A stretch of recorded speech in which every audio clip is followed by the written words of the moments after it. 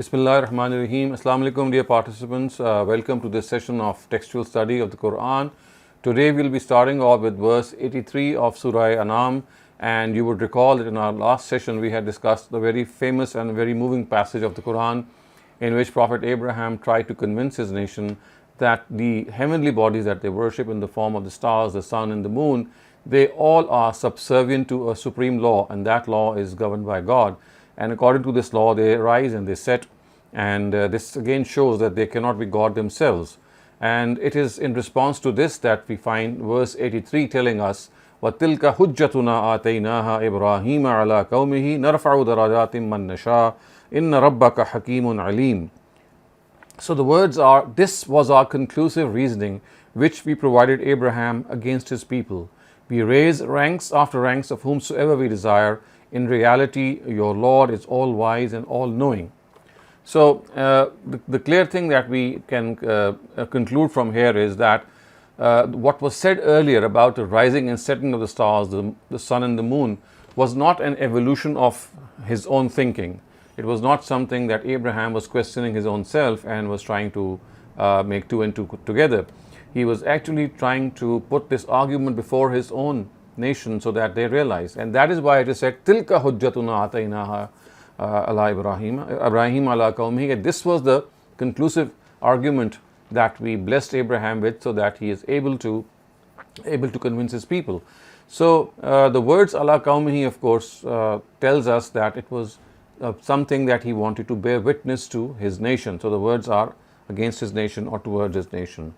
And then there is a whole series of verses. But before we start off, another thing worthy of mention is narfa'u darajatim man nasha, which means that we raise ranks after ranks of whomsoever we desire.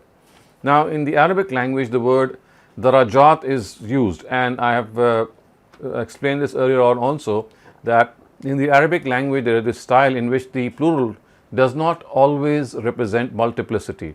It also is something that is meant to provide, especially in the case of being an undefined noun. If it is a plural and undefined noun, then it actually is something which incorporates a little bit of exaggeration. So darajatan has been translated as ranks after ranks, just in order to let people know that this is how the Almighty is going to conduct himself. And when it is said that in reality your Lord is all wise and all knowing, as the last part of this verse says, so the implication is that God's will and desire is not without a basis.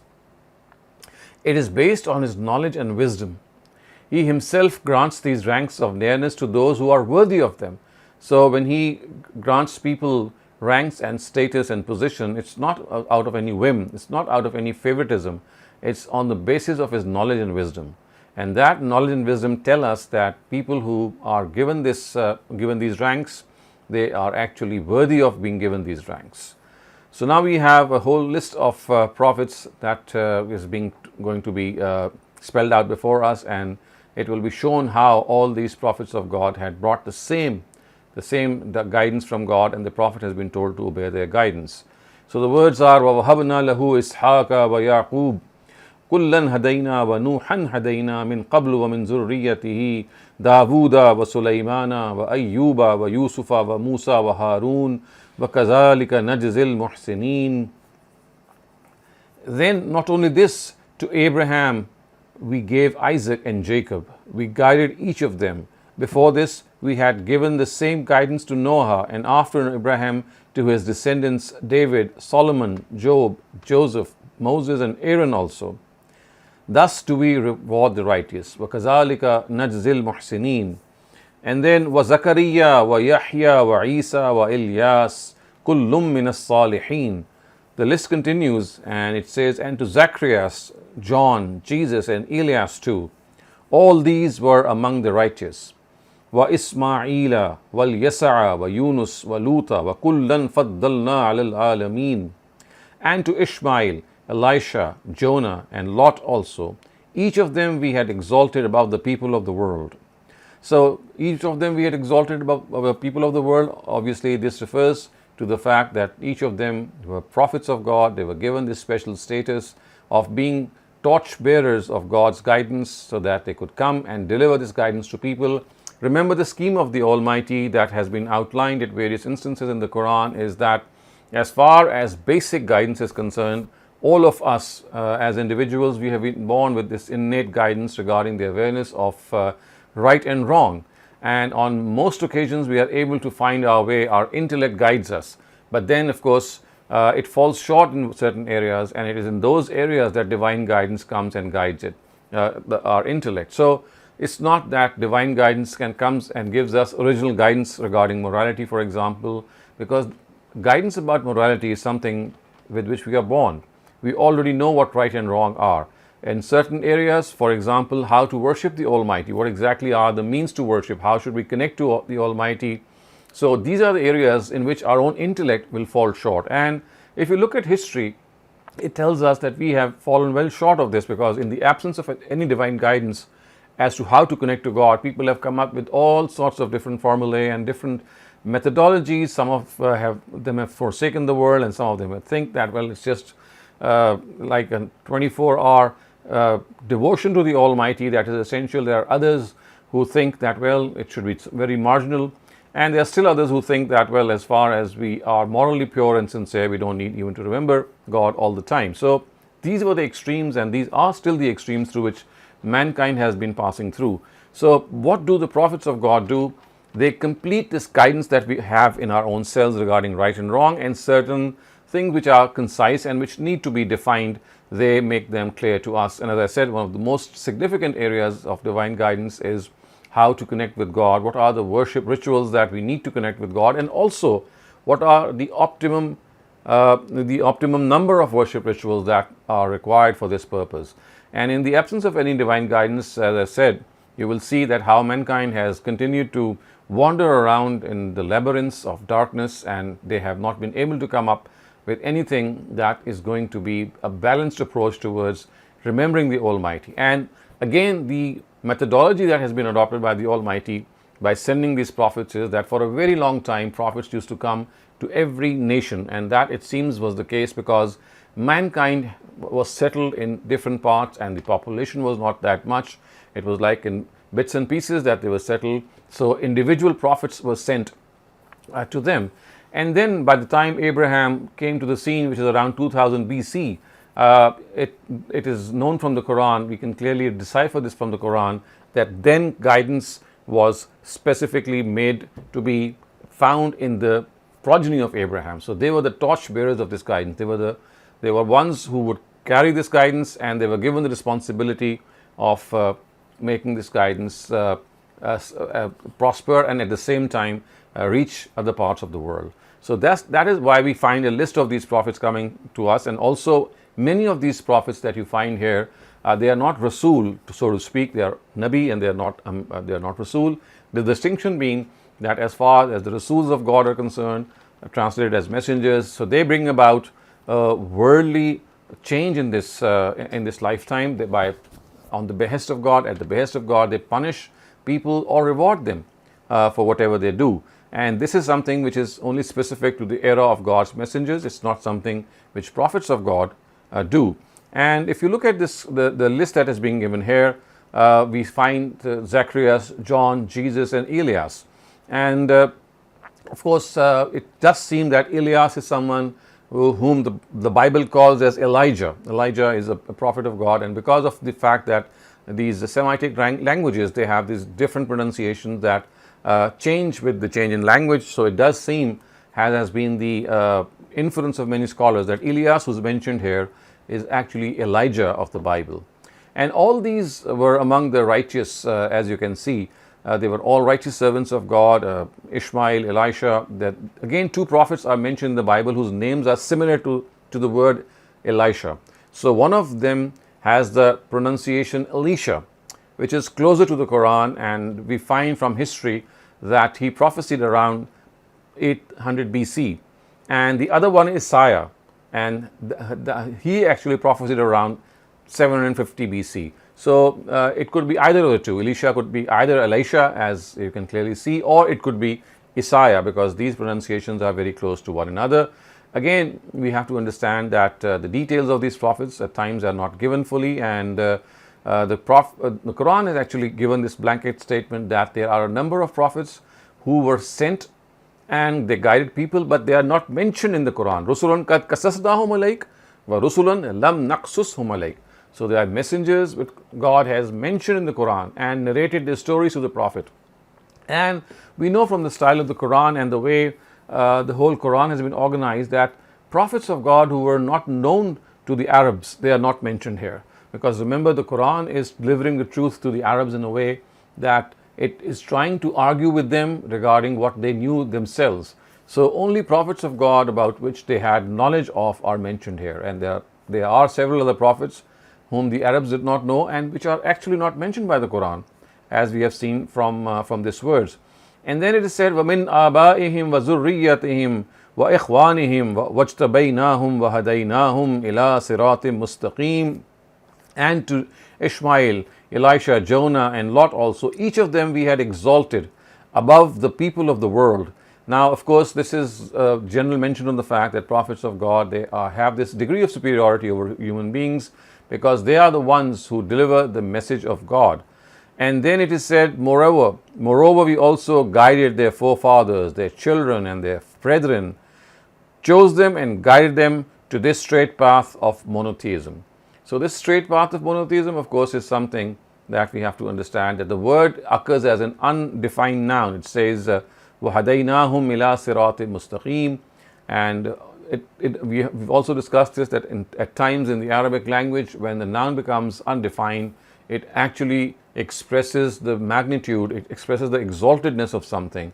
So the path of monotheism is implied here because of the fact that, of course, it connotes its grandeur and exaltedness as a result of the undefined nature of the noun. ذَلِكَ هُدَى اللَّهِ يَهْدِي بِهِ مَن يَشَاءُ مِنْ عِبَادِهِ وَلَوْ أَشْرَكُوا لَحَبِطَ عَنْهُمْ مَا كَانُوا يَعْمَلُونَ. This is God's guidance. He bestows it on those of His servants whom He chooses according to His law. However, they have been incriminated with polytheism, all their deeds would have become fruitless. Again, all their deeds would have become fruitless, and even if people of that status were incriminated with polytheism, they would have met the same fate. This is what is implied here. So their chosen status, merely because they were the descendants of Noah and Abraham, would not have remained intact. And it seems that this admonition or warning was for the Arabs and for the Israelites as well. So those who, after deviating from monotheism, were dreaming of being the chosen ones because they belonged to the progeny of Abraham, were living in a fool's paradise. Not to speak of the fact that they had succumbed to polytheism. Had they succumbed to polytheism, their deeds would not have borne any fruit. And the Quran says it was these people on whom we bestowed the book. ذَلِكَ هُدَى اللَّهُ يَهْدِي بِهِ مَن يَشَاءُ مِنْ عِبَادِهِ وَلَوْ أَشْرَكُوا لَحَبِطَ عَنْهُمْ مَا كَانُوا يَعْمَلُونَ. This is God's guidance. He bestows it on those of His servants whom He chooses according to His law. However, had they too been incriminated with polytheism, all their deeds would have become fruitless. Again, mentioning the fact that they cannot boast of the fact that they are followers of Abraham. If they become incriminated with polytheism, if they become incriminated with this evil practice, then their fate is not going to be different. One thing that you might need to once again revise in your minds, dear viewers, here is that remember, in the whole corpus of the Quran, there is not a single verse which calls the people of the book to be polytheists or designates them as polytheists. In spite of the fact we know that they were guilty of a heinous form of polytheism. The Jews of Arabia regarded Ezra to be the son of God. The Christians of Arabia and of course the rest of the world regarded Jesus to be the son of God. So in spite of the fact that they associated partners in the Godhead, we find that they have still been called as monotheists. So this is a style of the Quran that we have to understand, and it is something which is absolutely based on fairness and justice also. Only those people have been called as polytheists who admit to polytheism, who confessed polytheism, who confess to polytheism. So the people of the book, of course, they never confess to polytheism.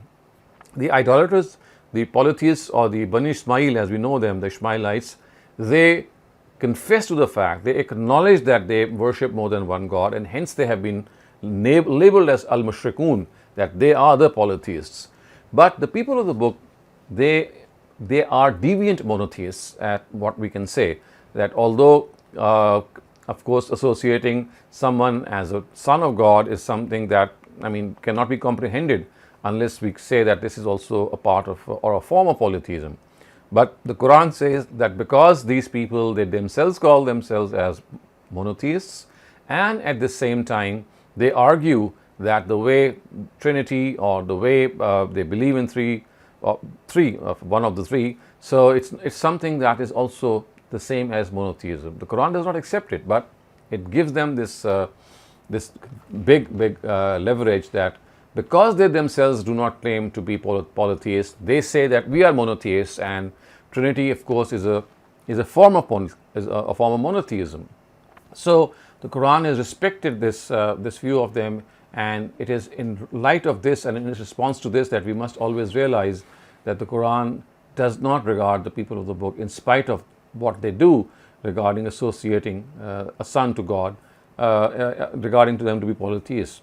And of course, as far as the Jews are concerned, remember the fact that Ezra has been ascribed to be the son of God by the Jews. This is something again that was ascribed by solely the Jews of Arabia. It was something that never happened regarding Jews who were outside of Arabia. So there are people who have criticized the Quran by saying that they say that Jews regard Ezra to be the son of God. So remember, it's not all the Jews that the Quran is talking about.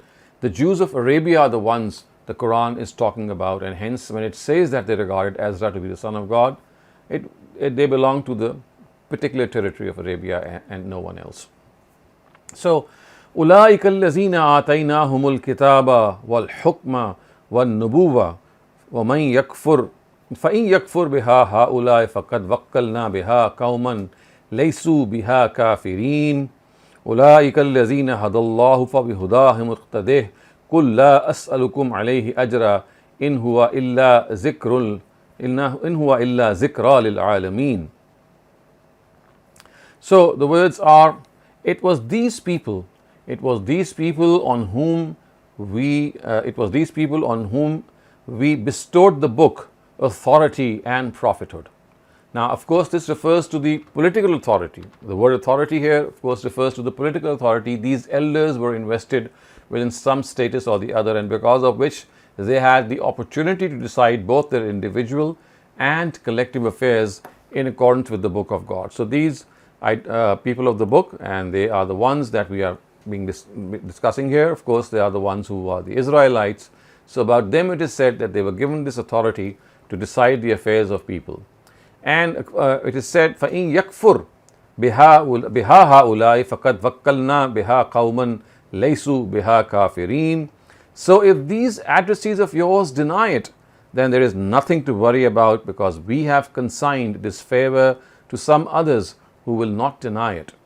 Again, the word qawman refers to the faction of the companions of the Prophet who came to inhabit Medina, and they were blessed with guidance. It was through their efforts that a nation was instituted which became the proponents of monotheism for the whole world. So when it said وَكَّلْنَا بِهَا قَوْمًا آخَرِينَ or وَكَّلْنَا بِهَا قَوْمًا لَيْسُوا بِهَا كَافِرِينَ, it is actually referring to the companions of the Prophet who in this matter took the torch, the baton from their predecessors, and they passed it on. And actually these words predict the perseverance which will be shown by the companions and the abundance of the ummah as well, as scholars say. And viewed thus, they formed glad tidings for the Prophet himself that he should not worry. And these glad tidings were given to him when he was passing through a storm of opposition. All hell broke loose against him at that time.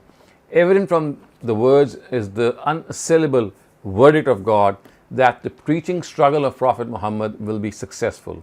And also apparent from them is that people should not look at the small numbers in whom God has reposed this responsibility.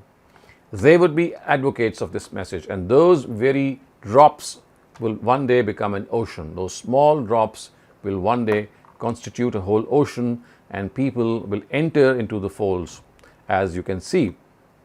So it is said that it's a reminder for all the people of the world. فَإِن يَكْفُرْ بِهَا هَؤُلَاءِ فَقَدْ وَكَّلْنَا بِهَا قَوْمًا لَيْسُوا بِهَا كَافِرِينَ أُولَٰئِكَ الَّذِينَ هَدَى اللَّهُ أُولَٰئِكَ الَّذِينَ هَدَى اللَّهُ فَبِهُدَاهُمْ اقْتَدِهْ.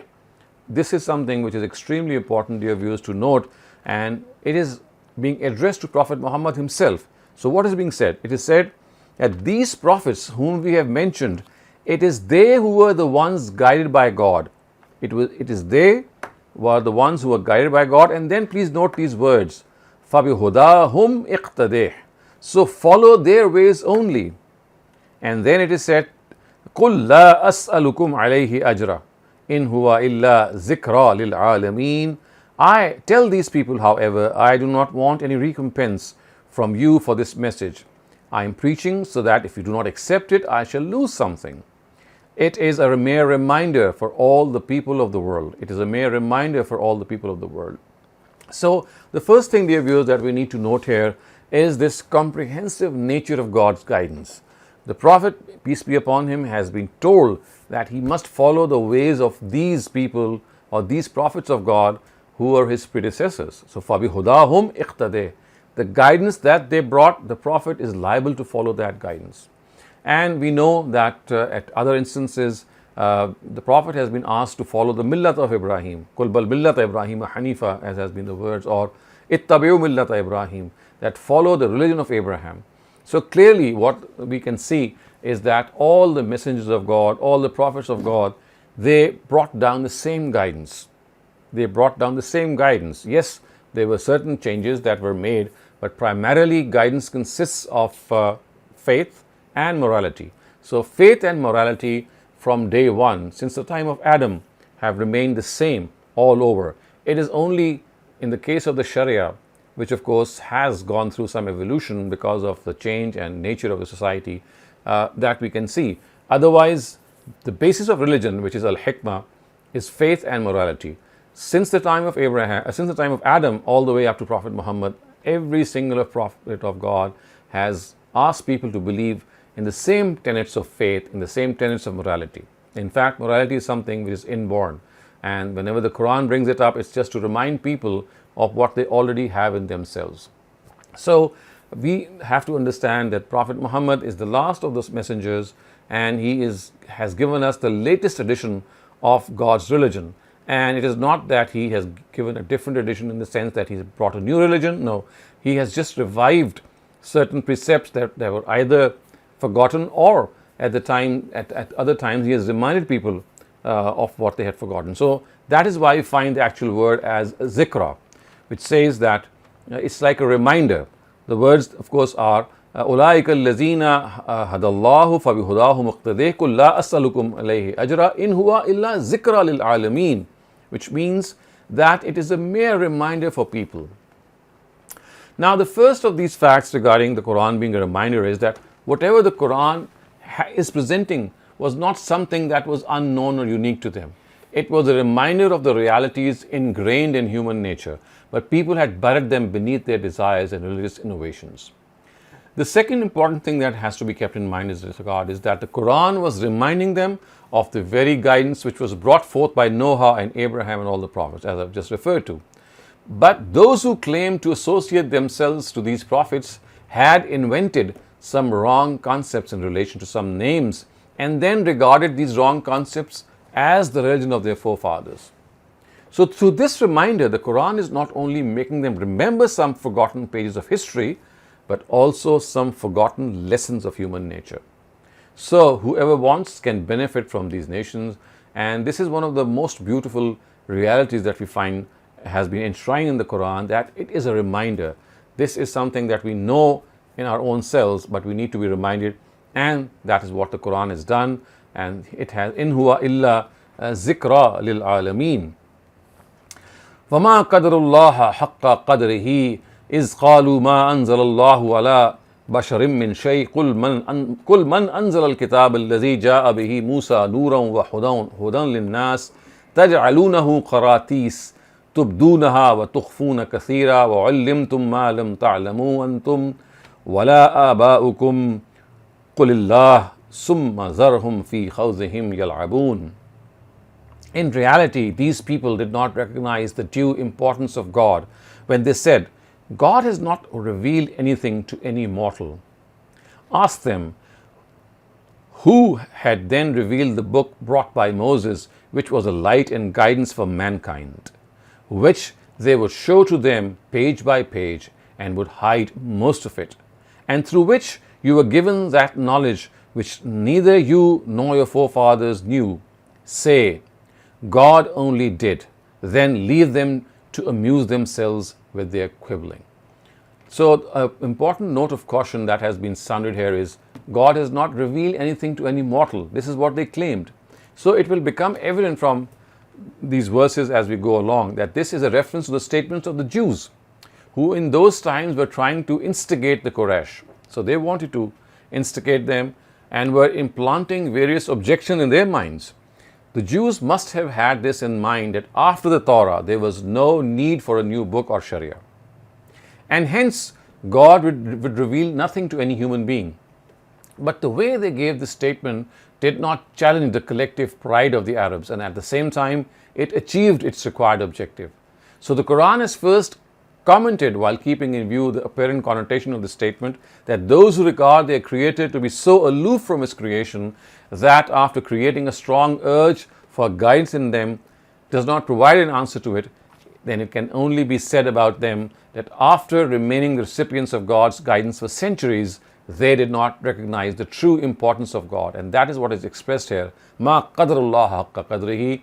They did not recognize who God was, and expressed an extremely wrong view about an all-knowing and all-wise being.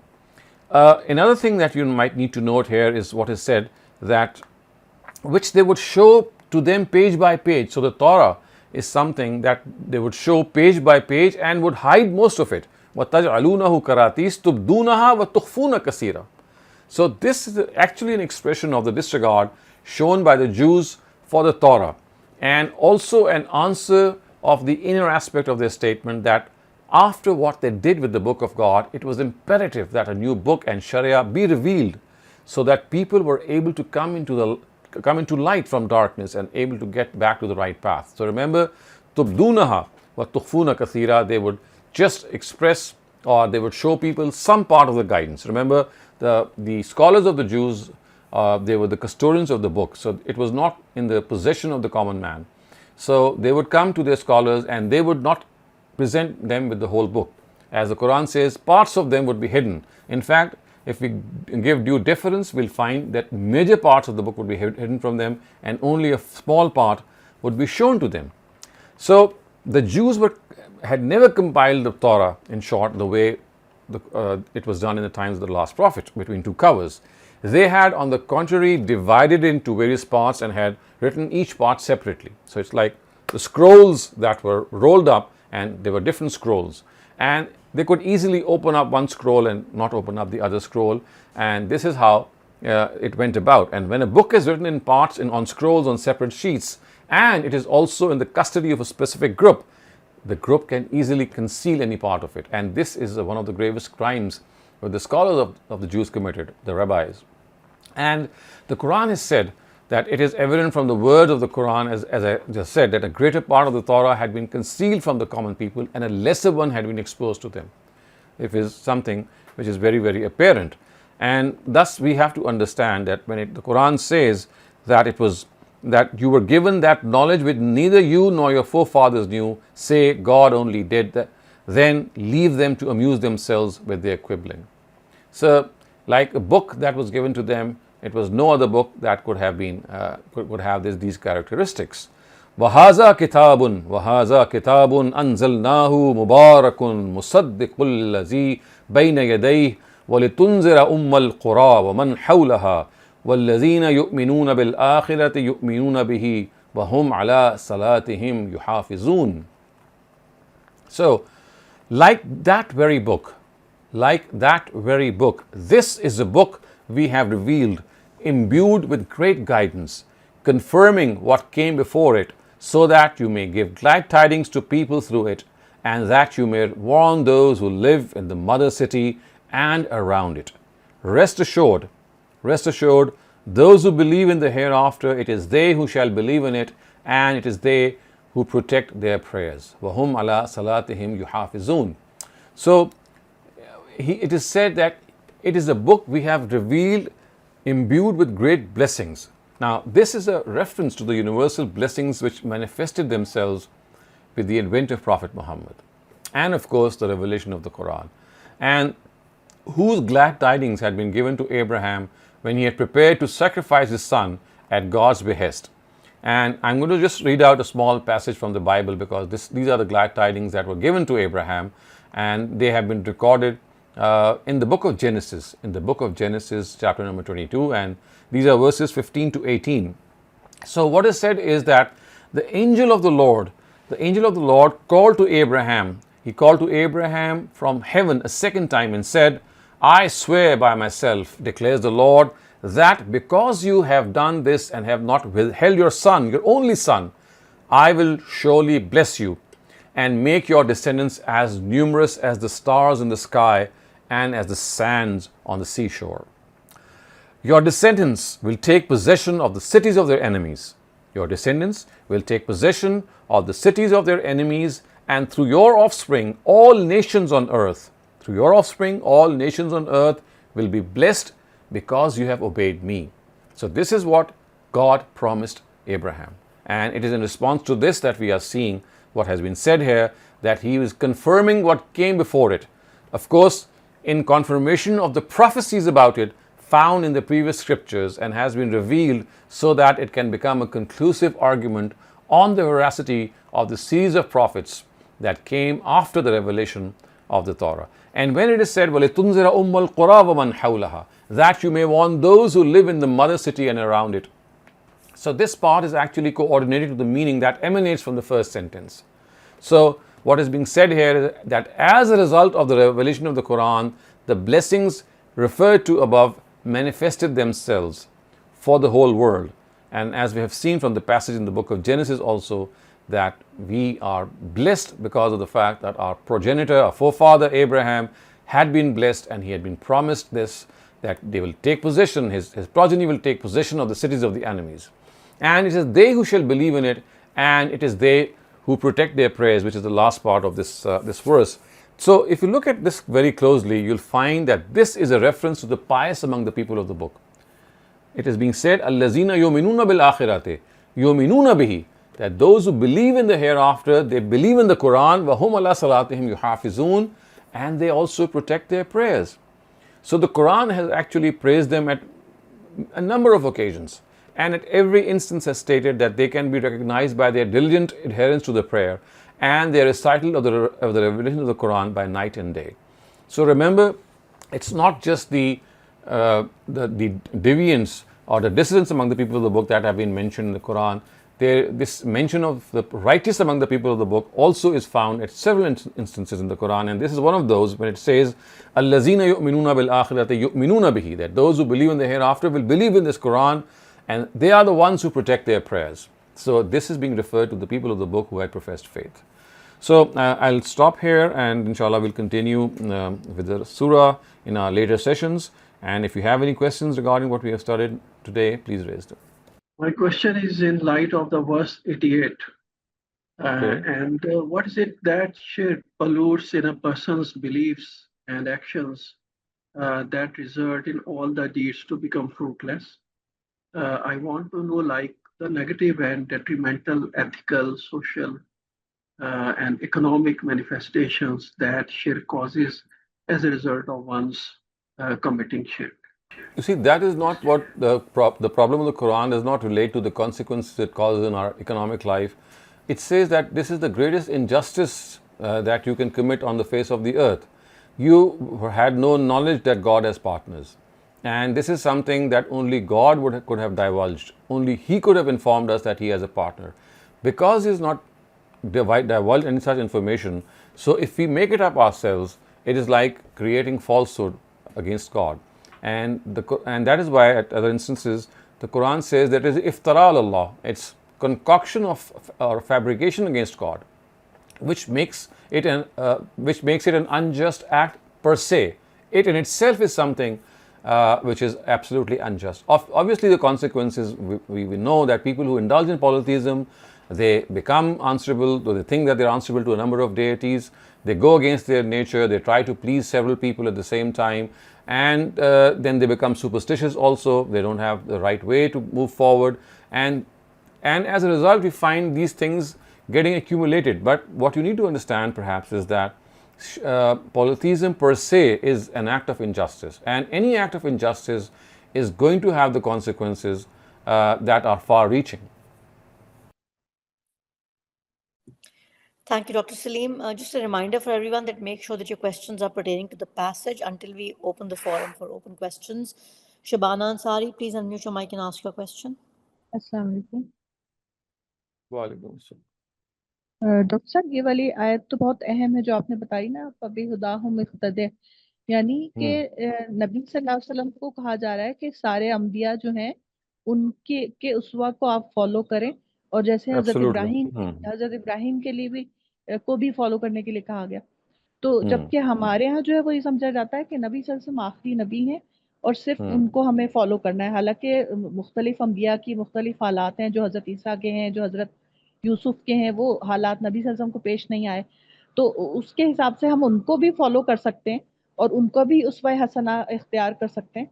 लेकिन हमारे माशरे में जो है इस चीज़ को बिल्कुल ही वो मुकाबला किया जाता है कि बस नबी सल्लल्लाहु अलैहि वसल्लम को ऊंचा किया जाए और बाकियों को कहा जाए। तो यही बात है ना, इस पे आप कुछ comment. It's exactly precisely the same thing that you have just said. And one thing that you might need to add to this is that you see the guidance which was brought by previous prophets of God has not been entirely preserved.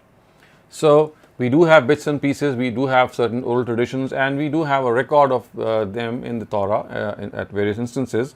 But because of the fact that at times they are fragmentary, at times we find history entering into the actual guidance and amalgamating it with a lot of things which are contrary to the truth. So what is being said here is that you must not have any bias against the guidance brought by prophets before Prophet Muhammad himself, but in reality what we can see is that that guidance must be ratified by the Quran, because the previous guidance that we have, we cannot be 100% sure, especially when there are instances in which that guidance is clearly in conflict with the Quran.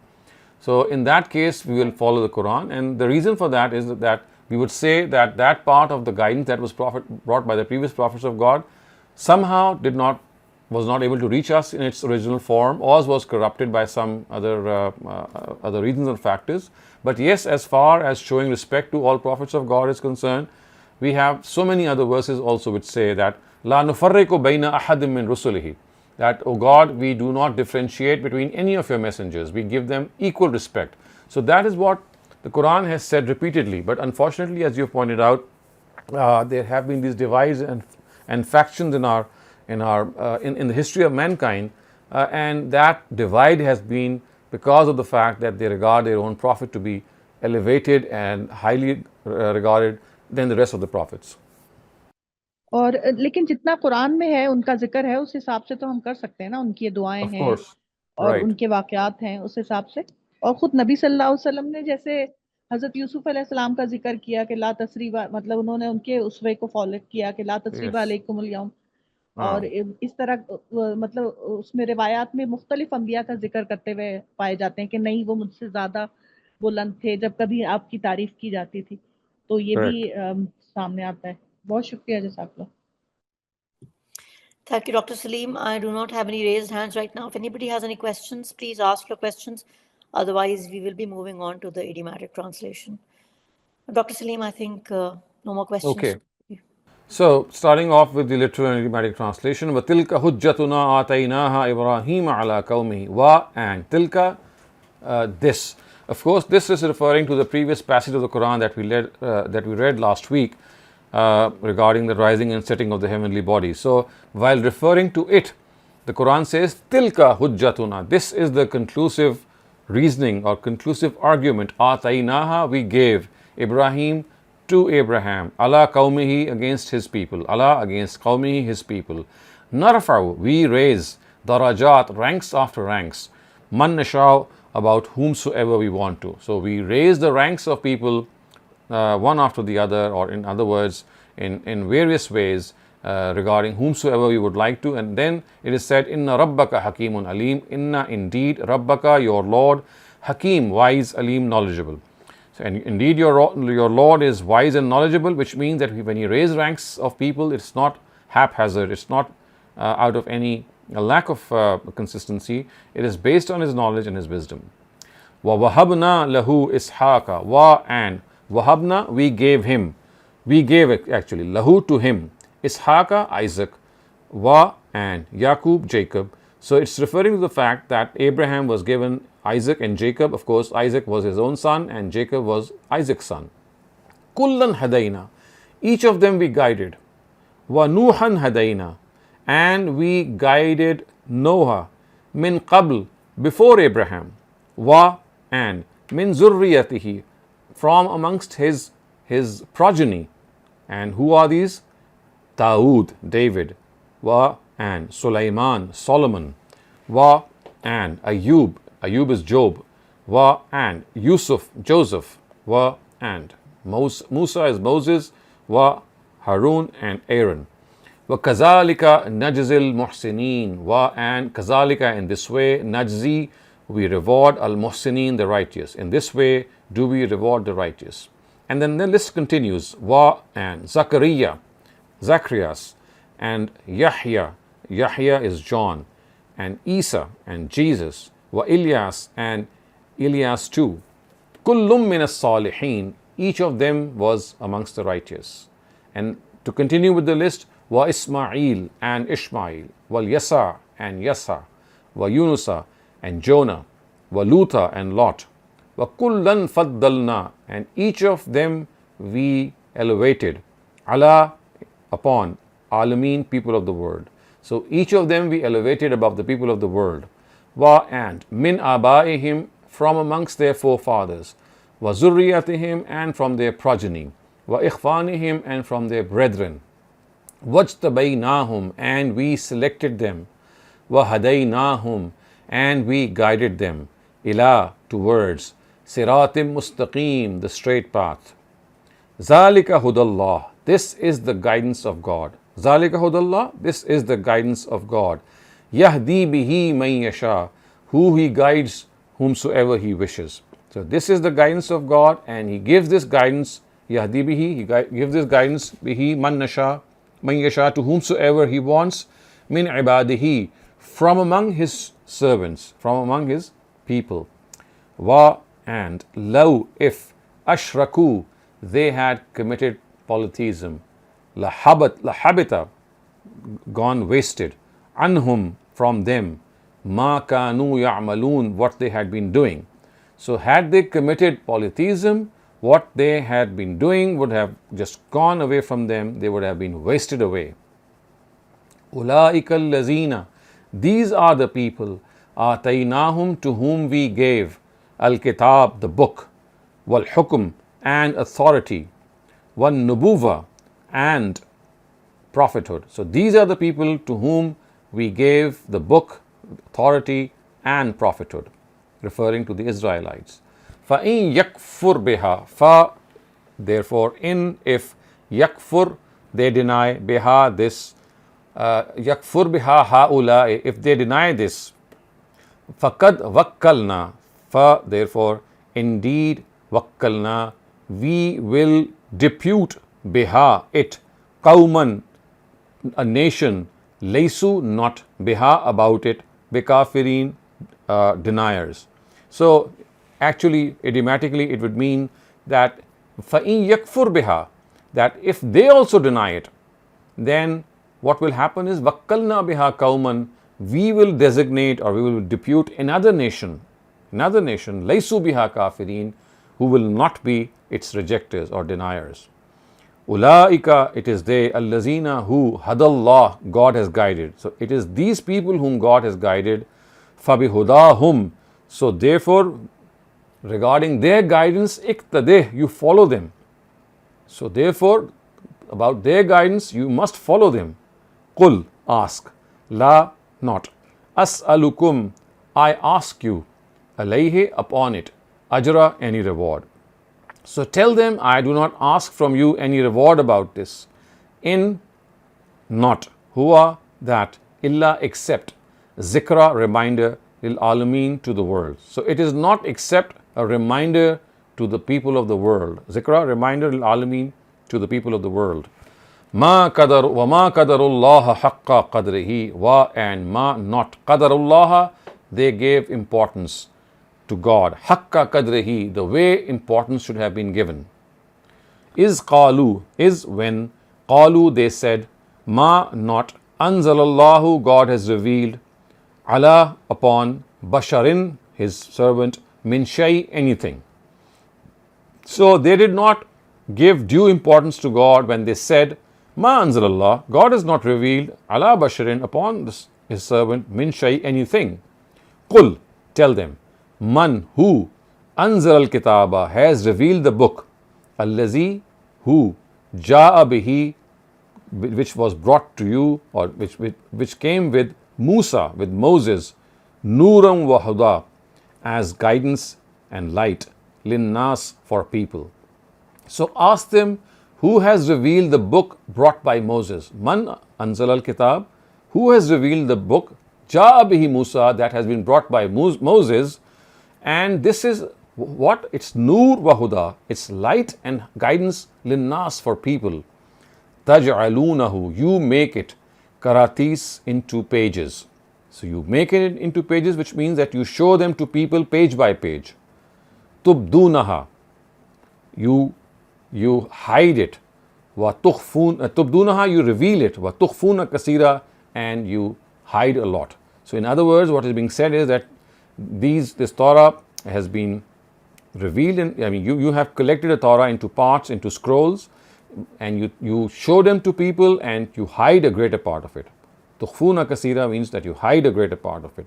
Wa ullimtum, and so when you hide, you hide a lot of it, which means that you were given that knowledge. Wa ullimtum ma lam ta'lamu, that was not given to anyone.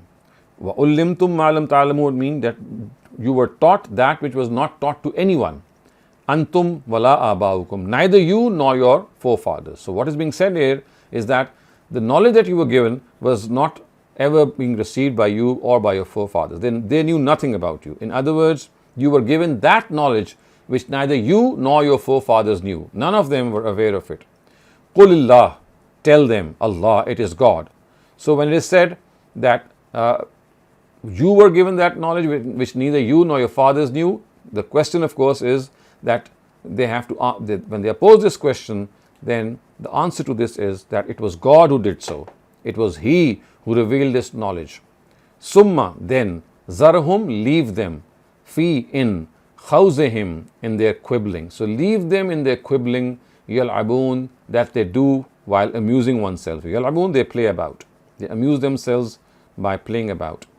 Wa, and haza, this, kitabun, is a book, anzalnahu, which we have revealed, mubarakun, it is blessed, musaddikun, it confirms, allazi bayna yadayhi, that which is in front of them, wa, and litunzira, so that you are able to warn, al qura, the mother city. It's like saying the capital city. al qura, the capital city. Wa, and man, those, hawlaha, are around it. So this is a book through which you are going to warn the people in the capital city and those who are around it, who live around it. وَالَّذِينَ يُؤْمِنُونَ بِالْآخِرَةِ, wa, and allazina, those who, yu'minuna bil akhirah, believe in the hereafter, yu'minuna bihi, will believe in him also. It is they who shall believe in or it could be believe in this book also. Wahum, and they, ala, upon, salatihim, their prayer, yuhafizun, protectors. So they are the people who will believe in this book, and they are the ones who also protect their prayers. So this brings us to a completion to our idiomatic translation as well. Now if you have questions regarding the whole passage or any part of it, of course this is the time for that. So tell me, Dr. Saleem, Jesus came from the same line as Isaac, and he was also not accepted by the Jews at that time. You know, obviously, Prophet Muhammad came from Ismail's line, so that was entirely different. Why is that? Um, that means the Jews weren't willing for any prophet to come, even though they had been told that they will be getting a prophet. So they were not willing to accept any prophet who did not belong to their own lineage. So But they, wasn't Isaac from their own lineage? he was from their own lineage. So they were not willing to accept Jesus, of course, because they thought that he is a false prophet, and a prophet could not have been so so lame, so to speak, as to have just 12 or 13 disciples. How could he be the king of the Israelites? How could he have this wherewithal? So they denied Jesus for different reasons and Muhammad for different reasons. So both have different reasons. For Muhammad, it was because of the fact that he did not come from their own lineage. From Jesus, it was because they thought that Moses was the final prophet, and if there was a prophet to come, the Messiah that they were waiting for, then that Messiah could not have been Jesus, because this is not how prophets of God are, that they are crucified, or at least people try to crucify them, and they don't have any territory and they don't have any followers. Remember, Jesus, when he left this world, he just had about 12 or 15 followers. So they were not willing to accept him to be a prophet of God. As somebody was born into a Muslim family, that's something that was never made clear to me. That in itself makes a religion very easy. So my Correct. question to you is, once that was clarified in the last session, my question to you is, there are so many things in Islam that are extremely simple and easy, but it's been made so complicated for a common man to follow. What is the reason for that? I mean, the reasons are many and multifarious, because you see, what has happened is that religion has become more of a localized cultural thing. People, instead of doing more research and finding out the truth, they just confine themselves to whatever is available. It could be a cultural mix, it could be anyone saying anything. And because of the fact that we are now divided into various sects, and each sect has its own interpretation, and people are asked to blindly follow every sect, not use your own intellect, not use your own sense, and find out the reason. So basically, it's that blind following that accounts for a lot of things, that you are just told that you have to follow certain things, and just you don't have to question them, and just go about following them. So the whole mindset is something that has made us lame in this regard. We don't question things, or if the questions do arise in our mind, then because they are lulled to sleep, or they are made to lull to sleep, we don't get any further, and we just try to hush them beneath the carpet, that the question might not satisfy us, but because of the fact that there is no satisfactory answer, and at the end of the day we are told that it's blindly following whatever has been told to you, that every I would say concept that we find questionable in our mind, we are not able to answer it, because at the end we are told that you just have to follow what you are being told. So that is accounted for this. Thank you, Dr. Saleem. So I don't have any. Okay, Shabana Ansari, please go ahead, ask your question. Thank you. And for everybody else, before we go to Shabana, if you have any questions, please raise your hands, because this is valuable time that we have with Dr. Saleem that we should not be wasting. So if you have any questions, please do raise your शुक्रिया hands. Bisma Thank you. Go ahead, शुक्रिया Shabana. Bisma doctor साहब, ये किसी का सवाल है कि उन्होंने मुझसे पूछा है कि वो कहते हैं कि अगर किसी के ऊपर जैसे क्राइसिस है, किसी पर कोई फाइनेंशियल क्राइसिस है या कुछ माली तौर पे परेशानियां हैं, तो वो कहते हैं कि क्या मतलब एक तो अपने तौर पे कोशिश करना होता है, अगर वो उस क्राइसिस से नहीं निकल पा रहे हैं तो किसी और से मदद तलब करना जो है वो तवक्कुल के खिलाफ होगा या उनको लेनी चाहिए? इसके बारे में आप क्या Why should it be against the trust with God? I mean, you have tried your best, and if things are not improving and you can get help of someone else, that is why people are there for you. And of course, you should go forward and ask for their help. And if they can help you around, it should not be any matter of ego or pride for you. It's not against your trust with God. Ego नहीं doctor साहब, ego नहीं, जो आमतौर पे सफेद पोश लोग होते हैं तो उनके लिए वो तो शर्मिंदगी का बायस होता है ना. So that's what I'm saying. You see, that is what we call false ego. That's false modesty as well. That is precisely what I'm saying. We don't understand that it is actually a form of false ego that we have that stops us, and it would not be against our trust with God. It's not against that, because helping out one another is what God has asked our brethren to do. And if we think that we should be only asking God for that, then we are mistaken. We should ask God, and God is going to put into the hearts of other people to help you out. So unless we present our petition before other people, how can they know that we are in need? So a lot of people, they would not even be knowing that we are in need, and they would be willing to help us. But how could they come unless they know that we need help? So we need to bring it into their notice. सही है, जाहिर है उनको गैब का इल्म तो हो नहीं सकता। सही बात है। Correct. Thank you. Asif Saab, please ask your question. Thank you. We know Hazrat Abu Bakr compiled a piece of narratives from the Holy Prophet, but Correct. later upon the directions of the Prophet, he in fact burned that compilation just in order to avoid any mixing with the holy revelations at that time. So if this was the case and the Prophet didn't allow his companions to compile the narratives that depict his sayings or his explanations or his doings or his, agreeing with some acts, if he discouraged, then why is it that in later times the Muslims again started collecting and compiling such narrations? And we know that because of these narrations, we see huge differences, and we can see a whole sect among the Muslims as such that its whole narrative is built on such narrations. So how you will? So you see, this has to be understood in the light of the revelation itself. You see, initially when the Quran was being revealed, we find that the Prophet said, "La taktabu anni illa al-Quran."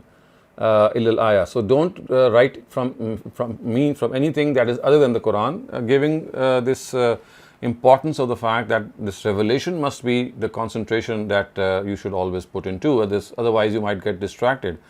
Otherwise, he never discouraged people from not transmitting his piece of information. We know that he gave the last sermon. That last sermon said, "Fal yuballighu shahid wal ghaib." Those who are present here should communicate to other people.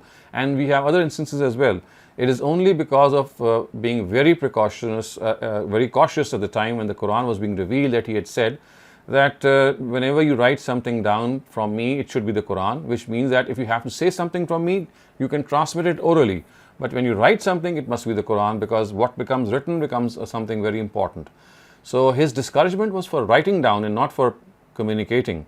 So that is not what is my opinion is. He did not discourage people at all. He only said that if would like to write down something, then as long as the Quran was being revealed, it should only be the Quran. जैसे अब कुरान तो हर एक के सामने है ना, लेकिन कोशिश तो शुरू में यहाँ पर भी मतलब जैसे लोगों को यही कहा जाता था कि खुद से ना पढ़ें, किसी आलिमों के थ्रू पढ़ें, तो लेकिन अब तो लोगों में शऊर आ रहा है, तो उनके में ये आसानी थी कि वो छुपा जाते थे। ये बात मैंने पूछी। Right. Thank you. So, Dr. Saleem, expanding on the same question that Shabana asked, so how long before the Quran became common for everyone and it wasn't, from the beginning? Could everybody just read it, or because obviously there weren't as many? From the very first day, remember the Quran was being read out in the prayer. It was read out in the Fajr prayer, and the Maghrib prayer, and the Isha prayer. Then people were deputed to, there were people who would come in delegations from other parts of Arabia, and we know that even in the Meccan period, we had some Christians coming in their delegation to meet the Prophet. So they were taught the Quran. The Prophet, in fact, at times sent a teacher to teach them the Quran, and it is something that became public knowledge right from the beginning. And that is why you see that the Quran is addressing the mushrikun also. That could not have been the case unless they are read out what they are being told. So the idolaters were being told openly in the Quran, and then it was communicated to them. Similar was the case with the people of the book. So from day one, this was the case that it was communicated. Of course, the degree was different. We know that initially it was in a gradual way. That is what we call the inzar or the warning phase. Then we had the inzar-e-am phase, which is the enhanced warning phase, in which all and sundry were addressed. Initially, just the family of the Prophet or people who were close to him were addressed. So that was more of a strategy that they adopted. Otherwise, it was from day one that the Quran was openly communicated. So unlike the other books where they had gatekeepers who would just give partial information to the people to control them. That was never the case with the Quran. That was never the case with the Quran. Okay. Dr. Saleem, I do not have any raised hands right now. It seems that people do not have any questions.